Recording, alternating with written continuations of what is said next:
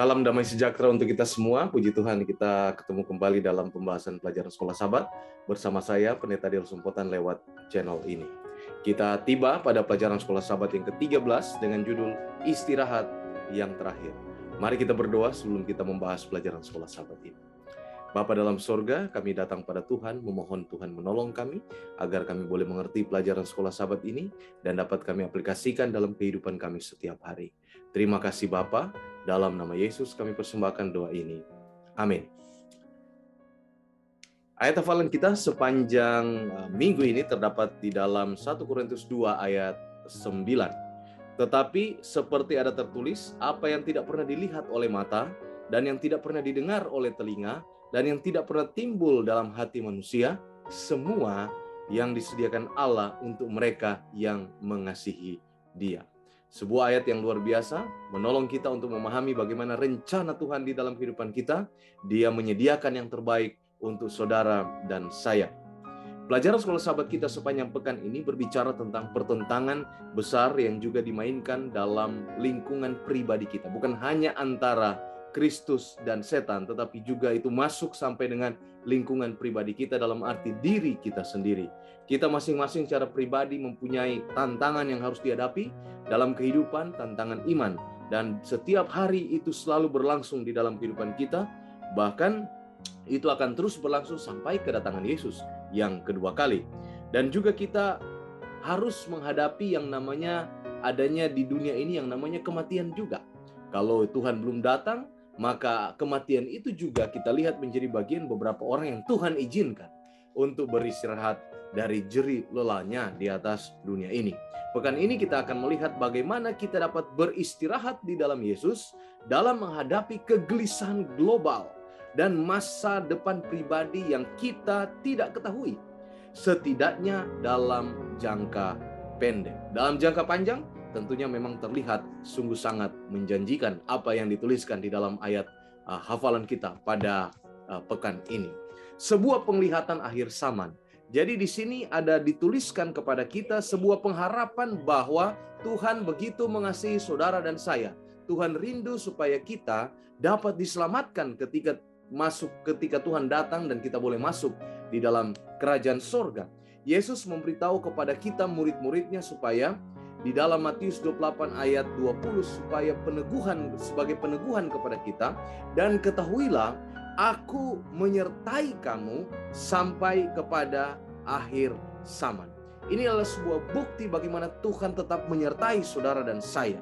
Muncul juga Yohanes ketika dia mendapatkan sebuah penglihatan di Pulau Patmos, yang mana dalam penglihatan itu menunjukkan kepada kita jalan yang harus kita tempuh, apa yang akan terjadi kepada dunia ini di akhir zaman. Itulah sebabnya bisa dikatakan pada saat ini kita sementara hitung mundur kepada akhir zaman, di mana itu akan terjadi dalam waktu yang tidak terlalu lama lagi. Dan di Bukit Zaitun Yesus melukiskan kepada kita garis besar. Ketika dia menanyakan pertanyaannya kepada murid-muridnya, dia sebutkan di dalam Matius 24 ayat 3, katakan kepada kami bila mana itu terjadi dan apa tanda kedatanganmu dan tanda kesudahan dunia ini. Jadi ini adalah respon terhadap apa yang Yesus ajarkan. Dan murid-murid ini bertanya seperti ini kepada Yesus. Khotbah yang paling terkenal, bisa dikatakan yang paling terkenal yang pernah dibawakan oleh Tuhan Yesus, di dalam yang dicatat di dalam Matius pasal 24 sudah memberikan kepada kita sebuah garis besar sejarah daripada dunia pada zamannya sampai nanti kedatangan Yesus yang kedua kali. Kedatangan Yesus akan menjadi peristiwa harfiah di akhir zaman, mengingat jangka waktu yang diberikan dalam kedatangan, dalam nubuat tentang kedatangannya, dan bahkan dalam khotbah Yesus Kristus. Ini adalah sebuah klimaks daripada segala sesuatu yang ada di atas dunia ini. Itulah sebabnya melihat akan tanda-tanda zaman ini, apa yang perlu kita lakukan? Yang perlu kita lakukan adalah siap melaksanakan instruksi yang Tuhan berikan, yaitu siap menyampaikan kebenaran masa kini yang Tuhan telah berikan kepada kita orang-orang Kristen, pengikut-pengikut Kristus. Injil yang kekal itu harus diberitakan. Berita yang indah bahwa Yesus ini adalah juru selamat kita. Dia telah mati tapi dia bangkit pada hari ketiga, dan dia adalah harapan keselamatan bagi saudara dan saya.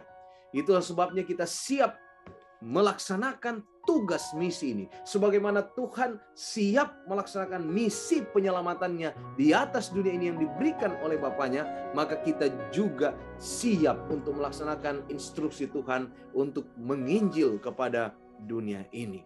Berabad-abad yang panjang orang-orang Kristen telah menunggu kedatangan Yesus, dan ini sesungguhnya adalah puncak dari semua pengharapan kita. Dan bukan hanya harapan kita, tetapi juga harapan semua umat di segala zaman atau di segala masa. Dan perlu diketahui dalam perjalanan ini kadang kita menjadi lelah. Oleh karena itu disebutkan bahwa Yesus memberikan gambaran kepada kita. Yesus menggambarkan kematian itu sebagai beristirahat saja. Ellen White menuliskan di dalam Alpha Omega jilid 6 halaman 439 menuliskan seperti ini. Kenyataannya gagasan tentang beristirahat dalam damai tentu saja kebenaran tentang apa yang terjadi pada saat kematian. Bukan? Orang mati benar-benar beristirahat. Tapi bagi orang percaya, kematian hanyalah merupakan suatu perkara kecil. Kristus berbicara tentang itu seakan-akan hal itu sesaat mengalami yang namanya maut. Tidak akan mengalami maut sampai selama-lamanya. Bagi orang yang hidup, yang berlindung dalam kasih Kristus, dalam Allah Bapa, Kristus adalah hidup dan menyatakan diri, yang akan menyatakan dirinya kelak kepada kita, dan akan kita bersama-sama dengan Dia. Yesus membandingkan kondisi seseorang antara kematian dan kebangkitan pagi dengan tidur yang dalam kondisi tidak sadar. Yohanes 11 ayat 11 dan 14. Dan kita yang menekankan bahwa baik yang diselamatkan maupun juga yang telah diistirahatkan oleh Tuhan dalam kematian pada saat ini. Ketika Yesus datang, apabila semua setia, maka semua akan dibangkitkan untuk menikmati hidup yang kekal yang Tuhan telah berikan. Menikmati satu sukacita bersama-sama. Itulah sebabnya di dalam kehidupan kita, kita tetap pelihara sukacita itu. Sehingga sukacita itu terus mengalir dalam kehidupan kita setiap hari. Salah satu aplikasi yang paling sering digunakan di dalam ponsel saudara dan saya adalah yang bernama Google Maps. Dan sebagian besar dari kita tidak dapat mengingat lagi apa yang kita lakukan sebelum peta berbasis GPS ada di ponsel kita. Kita mungkin bingung untuk menuju ke satu tempat karena kita belum pernah mengunjungi tempat itu. Tapi melalui Google Maps, dengan Google Maps di dalam HP kita, maka kita bisa untuk ke sana. Kita bisa pergi bahkan ke tempat yang belum pernah kita pergi atau tempat yang asing.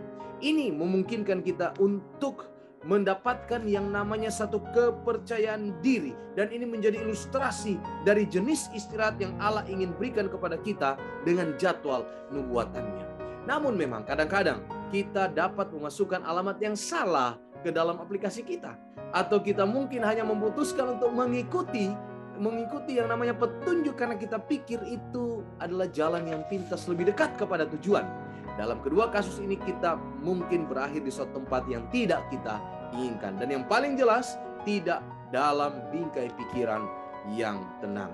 Di dalam Filipi 4 ayat 4-6, Paulus tidak mengatakan untuk bersukacita selalu dalam semua cobaan yang Anda hadapi di dalam kehidupan Anda.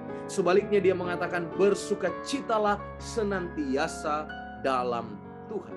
Jadi tidak masalah kita di saat yang mana. Tidak peduli cobaan apa yang kita sementara hadapi. Jika kita tinggal di dalam Yesus, maka kita tetap akan memiliki yang namanya sukacita di dalam kehidupan kita. Dan itu adalah istirahat yang luar biasa di dalam kehidupan kita. Apabila kita memiliki yang namanya sukacita selalu di dalam kehidupan saudara dan saya. Pastikan kita memiliki sukacita di dalam kehidupan kita. Lewat pelajaran Sekolah Sahabat, istirahat yang terakhir mengingatkan kita bagaimana supaya kita melihat nubuatan tanda-tanda zaman. melihat puncak daripada kehidupan orang Kristen, yaitu menantikan kedatangan Yesus yang kedua kali. Dalam perjalanan waktu ini mungkin ada yang telah diistirahatkan Tuhan lewat kematian, tapi percaya bahwa kematian itu sebagai istirahat sementara untuk menantikan hidup yang kekal, kedatangan Yesus yang akan memberikan hidup yang kekal kepada mereka yang setia, yang telah diistirahatkan Tuhan. Penglihatan Yohanes di Pulau Patmos meneguhkan kepada kita gambaran akan akhir zaman itu. Khotbah Yesus Matius 24 menggambarkan juga kepada kita bagaimana akhir zaman itu. Demikianlah pelajaran sekolah sahabat kita sepanjang minggu ini. Tuhan memberkati kita semua. Amin.